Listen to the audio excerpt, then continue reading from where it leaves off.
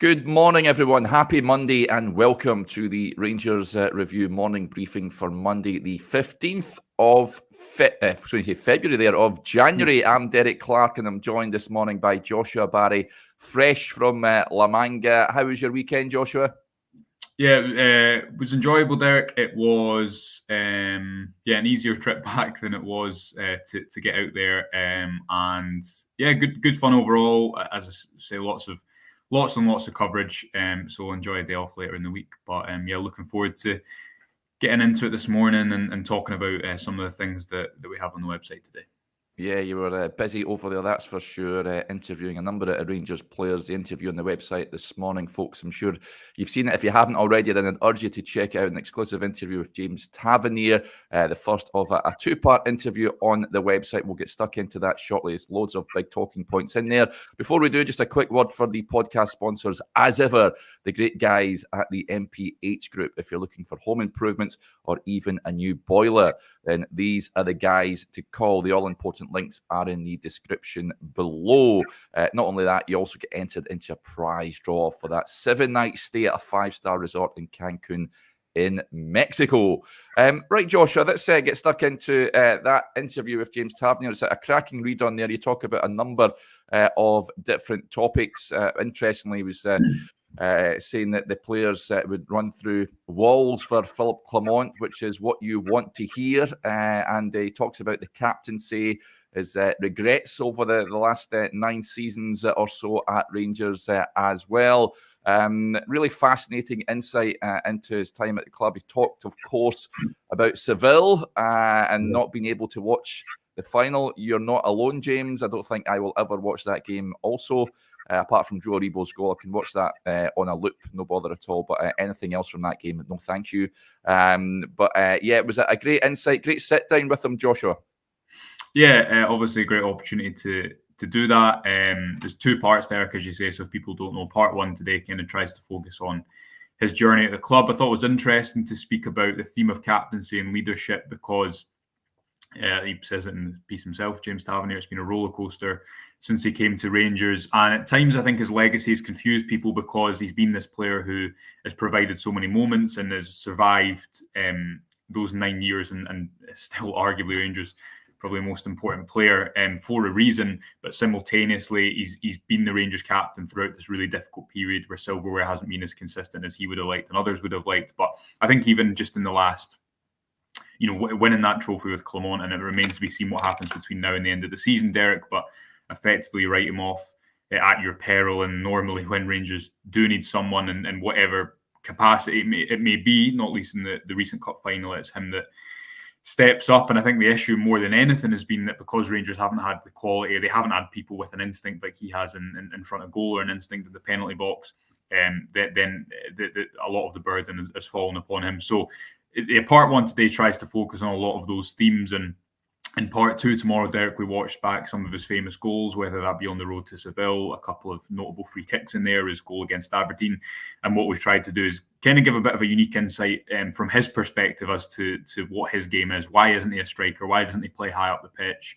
Why does that right back slot enable him and allow him to play his best type of football?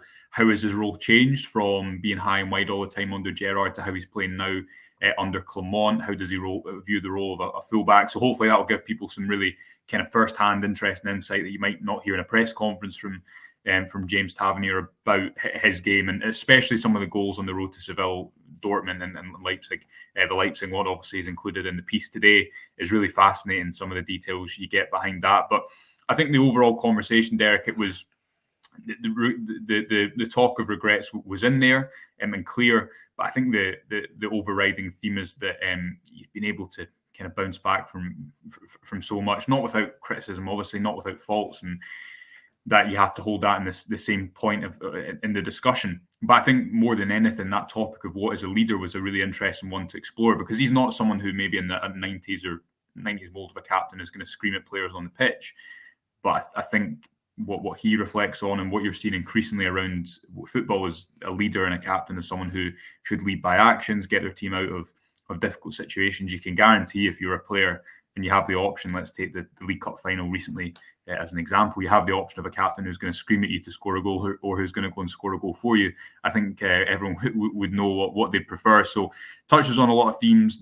I think the Seville stuff really interesting because it was such an achievement for him, because he was this kind of star player to get Rangers there, but he still has regrets and speaks about the goal Rangers conceded, speaks about the penalty kick, speaks about Ryan Kent's chance, speaks about not watching the game back as well. And then it goes on to, as we'll I'm sure discuss, Clement and how Clement has managed to, I guess, get the dressing room on side so far, and not dissimilar to actually some of the points that Connor Goldson was making the day before.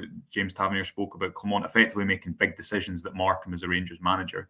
Now, what those are, I don't know. Maybe it's substituting Todd Cantwell early. Maybe it's other decisions he's made in a game. Connor Goldson said, I think the club have needed someone for a long time, or the squad maybe, to come in and say it's my way or the highway, and this is how it's going to be done. So interesting to see the parallels there, and yeah, hopefully people enjoy it. Tried to give a bit of insight into maybe the person behind the Rangers captain and the kind of the role and responsibility and how he sees that. And as mentioned, tomorrow we'll break down a little bit more of his role, the tactical elements behind that, and how he's scored all these goals from right back.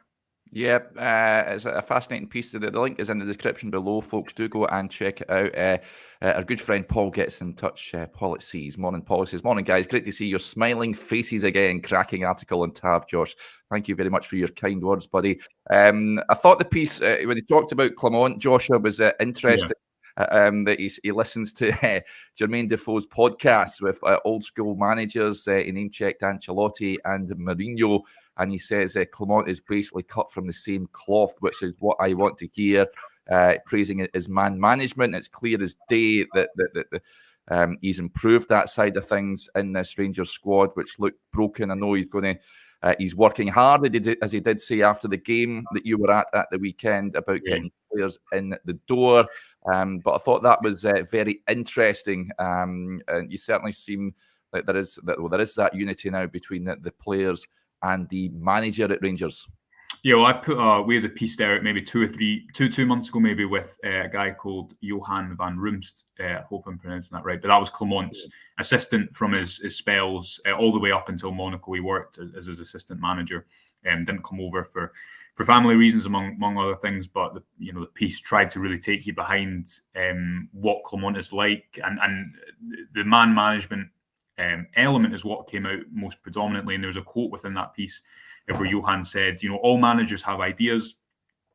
Any manager could come on a podcast like this, Derek, and tell us, this is how I want to play. This is why it's going to be successful. This is the context that I want to play successful football within. And it can sound great, but the difficult thing, Johan says, is being able to translate that onto players and make players believe in your ideas, whether that's in crisis moments or really buy into things right from the start. And he said that's what kind of sets Philippe apart, is his ability to, he used the phrase brainwash players, and I think what he meant by that was to get them all believing in the same thing, to really achieve buy-in, and to make sure that they're all singing from the same hymn sheet. He said that's what sets him apart from other managers. He's going to work harder than them. He puts a lot of intentionality into the way he wants to learn his players. And we spoke before about his use of psychologists at previous clubs to kind of manage on a player-to-player basis. And I put that quote to Tavernier and was in agreement that, and as he said about Jermaine Defoe's podcast, which I think, I'm not listening to it myself, but I think speaks to a lot of different varying managers about the job as well. And I think what he was reflecting upon was, look, obviously I think to be successful in modern football now, the game's changed so much in the last 10 to 15 years, and there's been a lot of change in the type of managers you see. For example, if someone was to be sacked at the bottom end of the Premiership, English Premiership today, Derek, I think the range of managers that might be appointed would differ from 5 to 10 years ago, because the demands of the role, the scope of the job have changed quite a lot. But simultaneously, what is most important, I think, in a job like that is understanding people, is understanding how people work and how to achieve that buy-in. Because Clement did come into a situation, I remember hearing him in the Blue Room when he said everyone's got a clean slate, and by that point, because there'd been so many managers in recent years, you're kind of thinking, you've heard that before. And yes, there's still a long way to go this season to make it successful, but you'd say that the start has generally been pretty good. And that running through brick walls phrase, I think what he's insinuating there is that he has got that buy-in.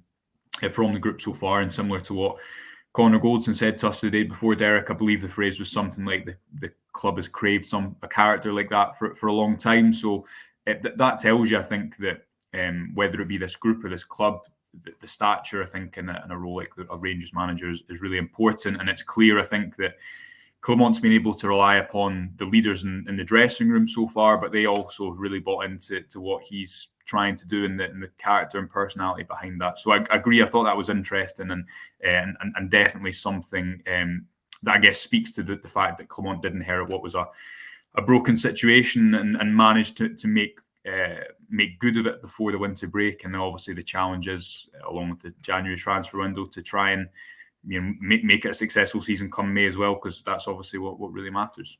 Yeah, and there's plenty to discuss over the weekend, even this morning on transfers. We'll get to that very shortly indeed. But he spoke like it.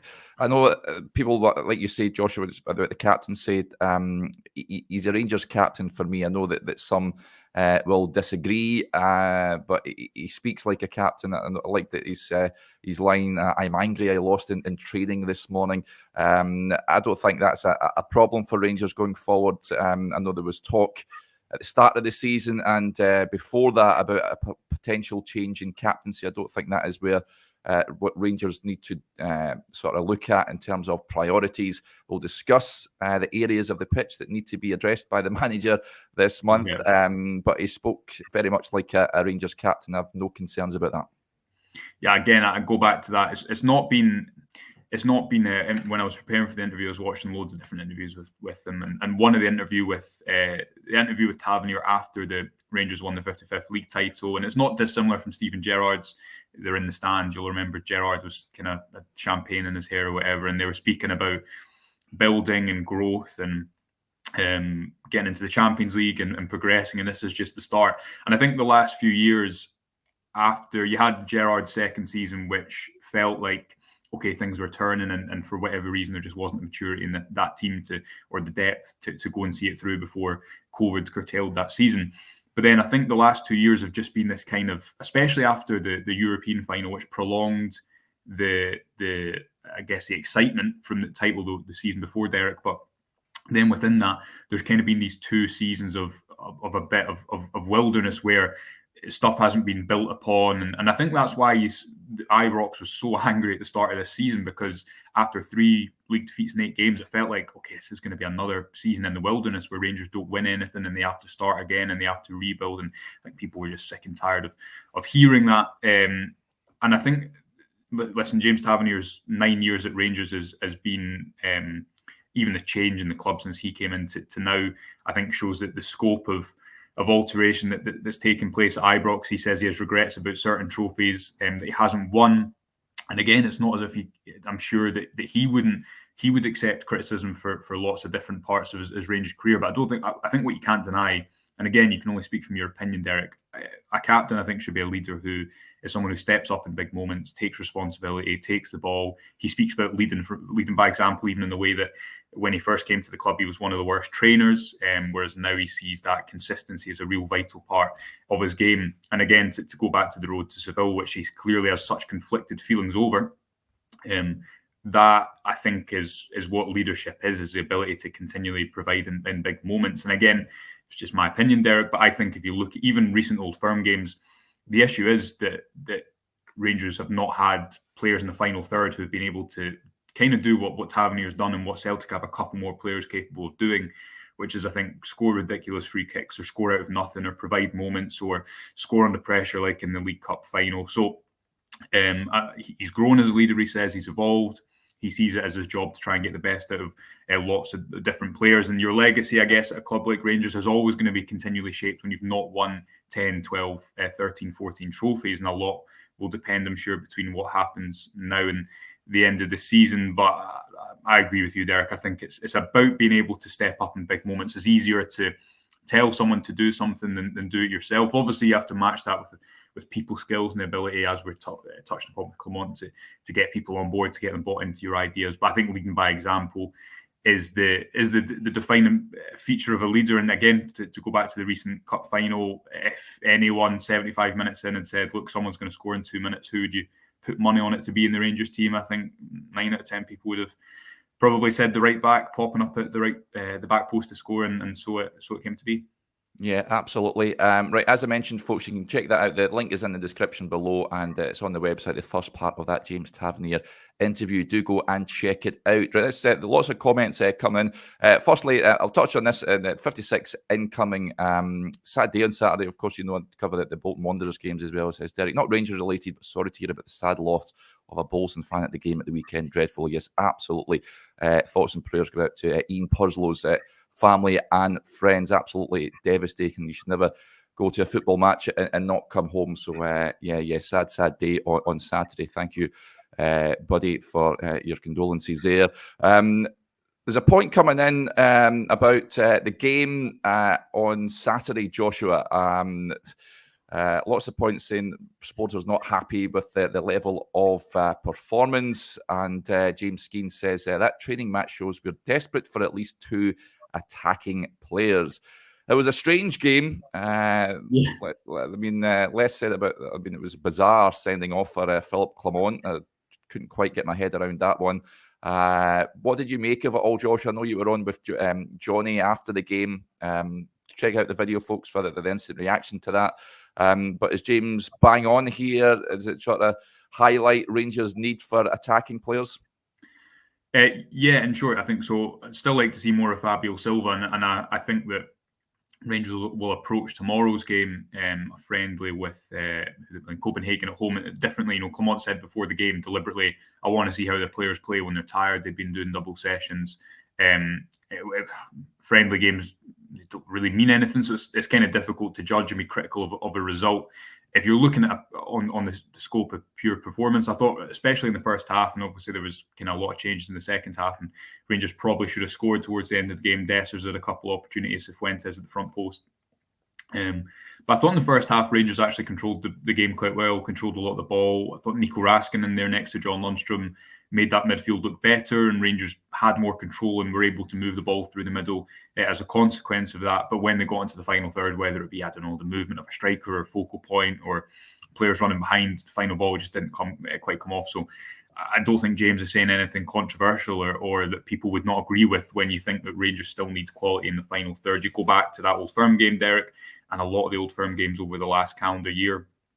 When was the last time, again, maybe aside from someone like James Tavernier, that Rangers had a player who was able to continually just kind of provide those moments or score half chances or either get you out of a spell of pressure or, crucially, capitalise when you're putting a spell of pressure on the opposition. So remains to be seen, I think, where Fabio Silva will play exactly. It's 45 minutes. I think you're going to judge much off that in a friendly game, especially when it's 2:45s and it is to try different things out. But Clement, after the game, always quite tight-lipped on transfers. I asked him if he expected people to come in between now and the end of the window. And again, relatively cryptic, but I think we can, as we know, can ascertain Rangers want to strengthen in this window. Depends on availability. Depends on outgoings, depends on what money is available for them to spend in this January window. But I think it's quite clear, we've seen enough from Clement to think that, okay, if you give him a bit more, he's warranted backing, I think, in the transfer window to get things done. But he did say, Derek, look, January is a really difficult window. We've got everyone working hard on it, but the summer is much easier. And obviously that's something that we hear across football and certainly according to Clement is true in regards to Rangers at the moment. Yep. In terms of transfers, potential outgoings, the Ridvan Yilmaz reports won't go away. Now, remember, we had Turkish Fenerbahce broadcaster on during the week, and he told me that the Galatasaray had serious interest in Ridvan. It looks like they have failed in a £3.4 million but a loan with an option to buy, I think it was, for Ridvan, that I believe that Rangers have turned down. So there is interest there. I was told that Ridvan, if he was to go back to Turkey, would prefer to go back to his former club Besiktas. It would be almost Mo Johnston-esque to go from Besiktas to Galatasaray, so I can't see him being too keen on that. Verona weren't the club to make that offer as well. By all accounts, they are interested in a loan deal and with an obligation to buy if they stay in Serie A at the end of the season. I think it's whether they make a move or not is determined on Josh Doig heading to the exit door. I believe that Marseille closing in on a deal for him. But Ridvan, he was pretty coy on that as well, the manager, wasn't he, Joshua? But there are a number of clubs interested in him. £3.4 million, pretty much Rangers getting their money back for him. Is that... I'm on the fence with Ridvan. I would like to see more of him, I've got to admit. But if they're getting their money back, if he's not going to get an opportunity as often as he would like, then perhaps a move is best for both parties.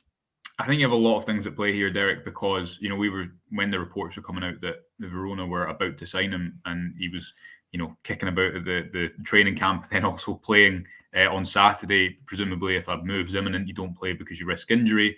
Verona's, the Josh Deutsch saga, from what I can tell, has gone on for a long time and doesn't seem to be that straightforward. I believe that the Galatasaray report was true, that bid was submitted, but it would need to be a bid that suited Rangers, because you've also got I think a few things to remember. Ridvan to me looks like, without putting in exceptional performances, I think he looks probably the most comfortable and is playing the most games he has since he arrived at the club. But it was fine in the first half. Played one misplaced pass right into the kind of heart of the defence, which was a bit of a hospital pass. But that aside, I think generally in the couple of games before the winter break, he was coming onto a game somewhat. You've also got to remember that Borna Barisic has still been training away from the group, and Rangers have competitive football coming back in, Derek, so they have to play a left back there. So does it make sense for Rangers to go and loan out Ridvan, whether it be an obligation to buy or the money coming in the summer, when presumably what they'd want to do is try and plug that gap with maybe a loan deal themselves until the summer and spend the money up front? Why wait until the summer to get that money? So transfer season, there's always going to be such a variation of reports. Some are true, most probably are not. I think it needs to be a deal that would really clearly work for Rangers, because if Clement doesn't think he's going to be first choice and they recoup their fee, fair enough. Okay, it's not worked out, but he's still someone who's got value. He's still going to have 3 years in his contract when the summer comes round. But what Rangers clearly can't risk, and I think this comes into the fact that the Barisic is injured at the moment and they have a few crucial games coming up between now and the end of the transfer window, is not having that role covered.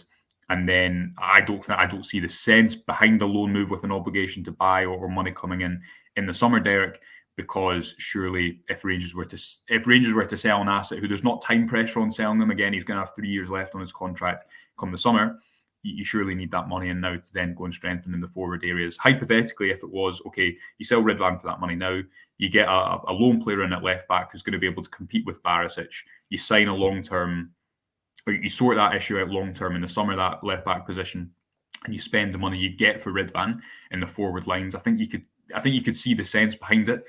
But if it's about money coming in the summer, if there's obligations depending on whether a team stay up or not, okay, maybe Ridvan goes and plays well elsewhere and that boosts his value. Again, Rangers have that contract, but they need to think about the short term as well of who plays left back away at Hibs in a week or so, because Barisic wasn't involved in the game on Saturday. And yeah, I'm sure that needs to be a consideration as well, because the games are going to keep coming around thick and fast when the football starts again at the weekend. Yep. Murmurings of potential incomings over the weekend as well. I'm sure you've seen reports, folks. The Benfica left back David Jurasek, Czech international. They just bought him in the summer, incidentally, from Slavia Prague. Apparently, Marseille also considering a loan move. So it looks like Rangers and Marseille both in the market for left backs at this point in time. That would be a loan deal. Various outlets are reporting.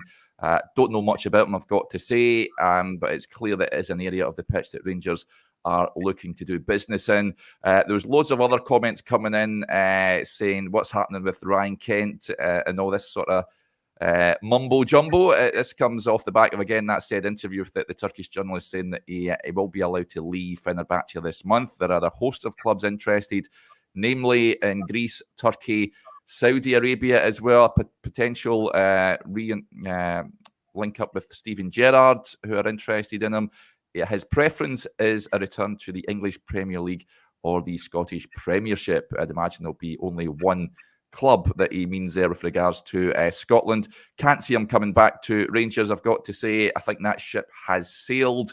Rangers, I know they've Abdallah Sima is with Senegal with the African Cup of Nations, but I hope they have contingency plans in place to replace Abdallah while he is away. I'm not too sure Ryan Kent would be the answer, Joshua. No, I mean, they say never go back, Derek, and I think the only time you go back is if a player has been genuinely exceptional. And Kent, again, reflecting on that European run for the Tavernier interview, at times was unplayable, thinking of that Leipzig game.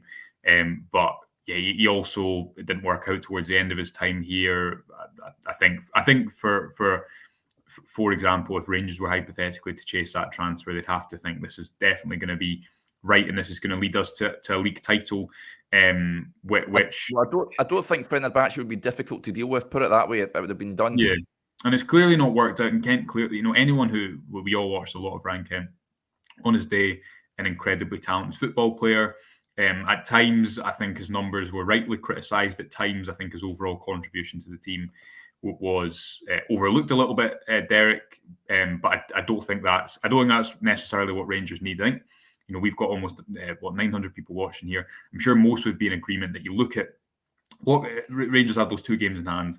That is by no means points in the bank, but they're favourites of those 2 games. Okay, you look at that Old Firm game. You look at the results Clement's achieved so far. I think most people would say, look, if you can get a little bit more quality in the final third, that's the area you need to strengthen. Clement didn't rule out Danilo being back this season, and when we asked him after the game on Saturday, but he also did not say he would be back.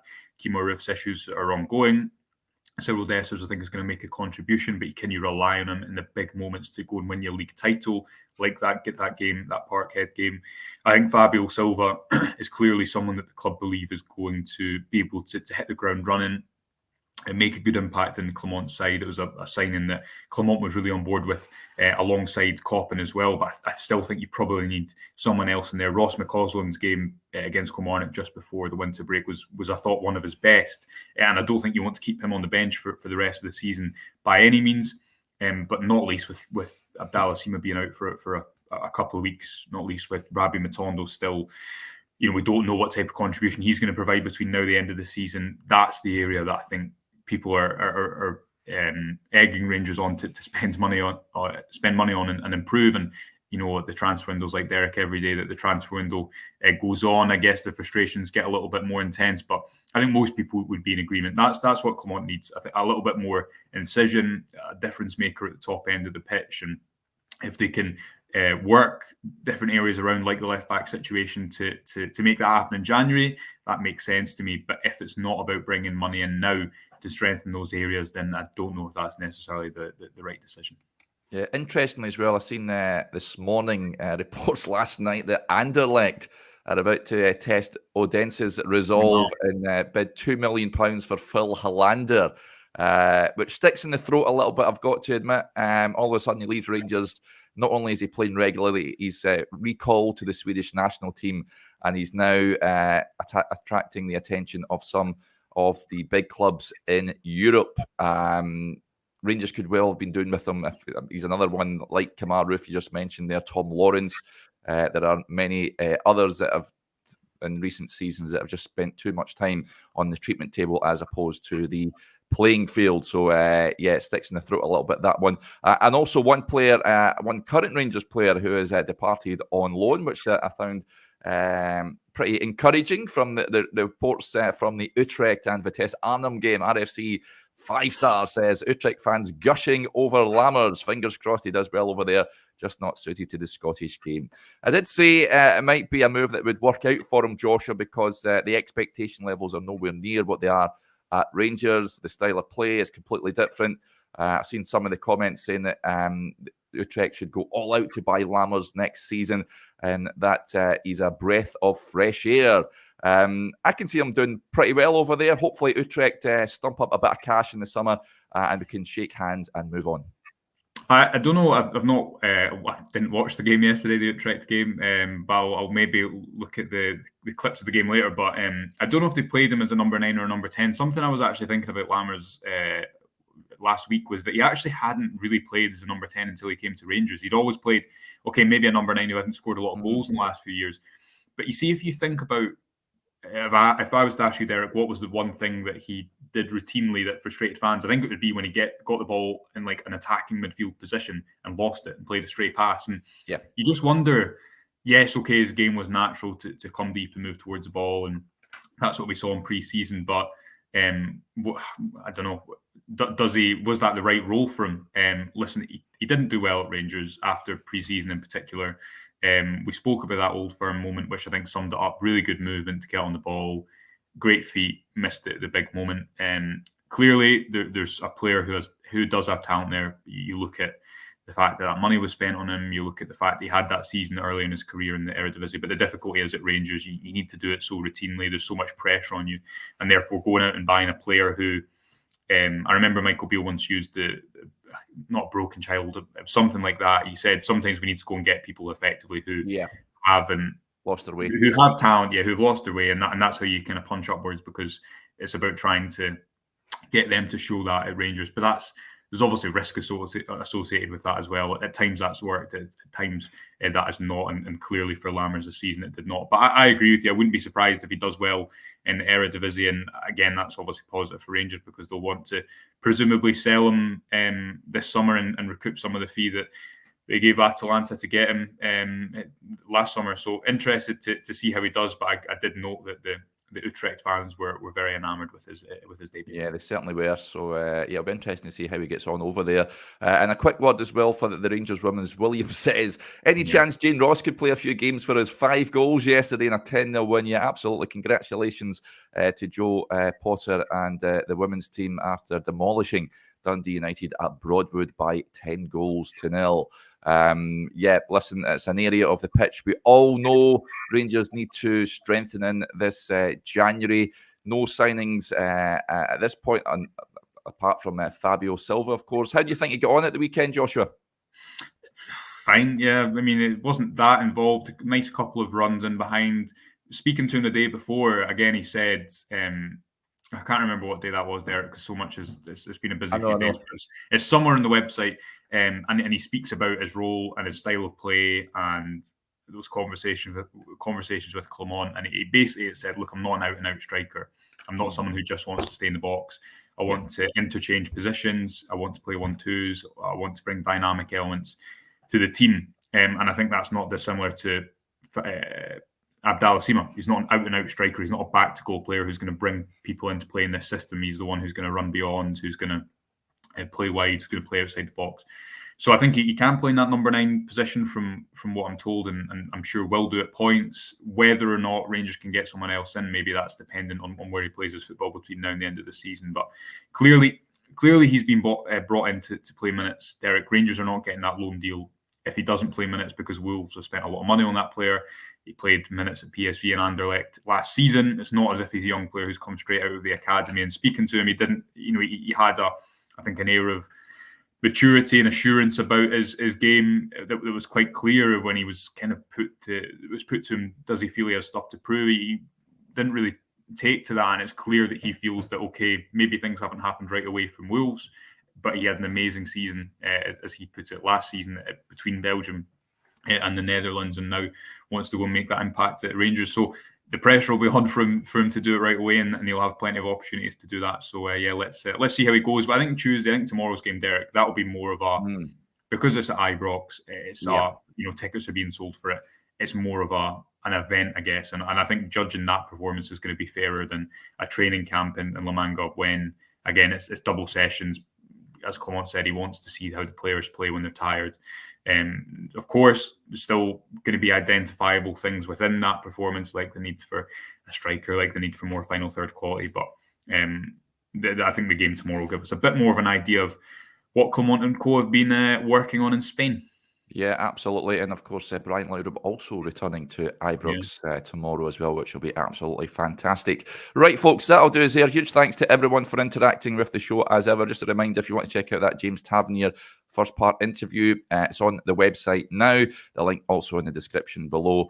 If we don't speak to you a little later on, we'll chat again on Tuesday morning. Until then, enjoy the rest of your Monday. Bye for now.